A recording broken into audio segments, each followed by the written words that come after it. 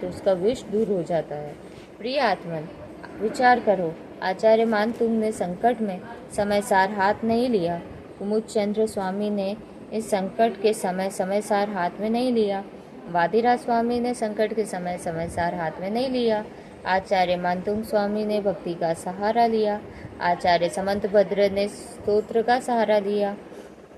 कुमुद चंद्र ने भक्ति का सहारा लिया। धनंजय ने भक्ति का सहारा लिया। वादिराज स्वामी ने भी भक्ति का सहारा लिया।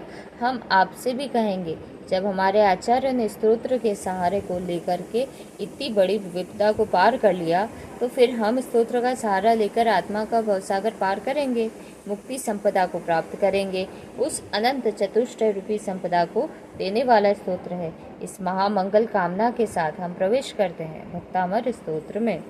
प्रिय आत्मन, आपके घर में जो दीपक जलता है तो वह घर के अंधकार को दूर करता है। वही दीपक मंदिर में जलता है तो भगवान के चरणों तक उसकी कांति जाती है, तो वह उस कांति में जो पहुंचता है, वह दीपक की कांति का ऐसा प्रभाव होता है कि वह पाप अंधकार को दूर करने लगता है। आचार्य मानतुंग स्वामी कह रहे हैं कि बाहर में जो भी हो रहा है वह सब पाप के अंधकार में हो रहा है। पुण्य के प्रकाश की आवश्यकता है, क्योंकि जितनी अनैतिक प्रवृत्तियाँ घटती है वे सब पाप के अंधकार में घटती है। जब प्रकाश हो जाता है तो प्रवृत्तियाँ नहीं घटती। तब आचार्य मानतुंग स्वामी लिख रहे हैं कि मुझे जेल में डाल दिया, यह इसके पाप की दशा है, यह इसके अज्ञान की दशा है। मुझे तो पाप रूपी अंधकार को दूर करना है। उदाहरण, एक नाव में बहुत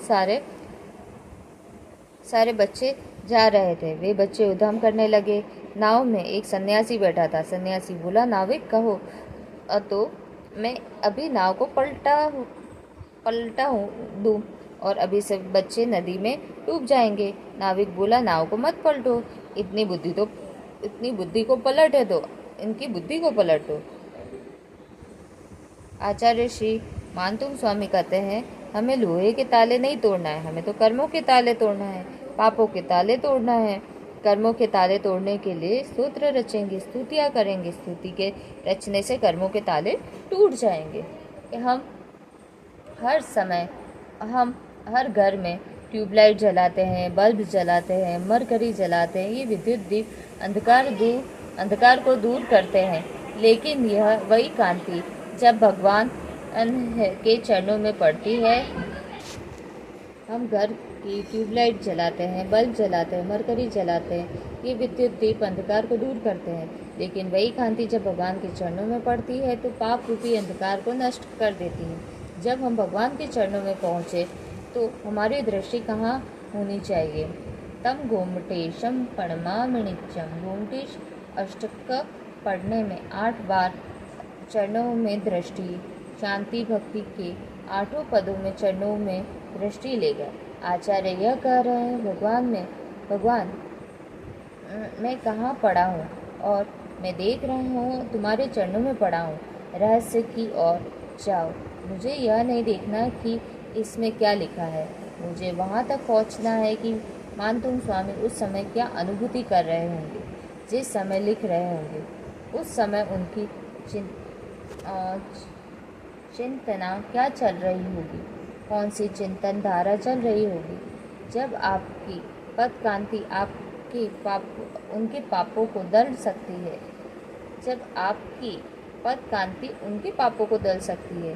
जो देव आपके चरणों में माथा झुकाते हैं, जो आपके चरणों में माथा नहीं झुकाते, उनके पाप नहीं दलते।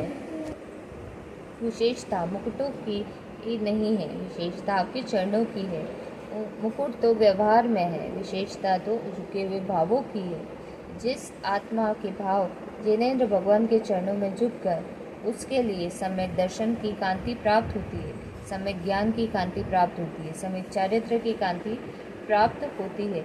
ये कांति मोह अज्ञान के अंधकार को दूर करती है। प्रिय आत्मन, व्यवहारिक अर्थ इसका अलग है, आध्यात्मिक अर्थ अलग है। पाप रूपी अंधकार जो अंतस चेतना में छाया है, वह पाप रूपी अंधकार भी नमस्कार की भावना से जो श्रद्धा की कांति प्रकट होती है उसमें नष्ट हो जाती है। इसलिए अनादिकाल से संसार समुद्र में डूबते हुए, मिथ्यात्व में डूबते हुए, इस आत्मा को आपको एकमात्र आपका नमस्कार ही अवलंबन है, अतः आपको नमस्कार हो। ओम ह्रीं नमः।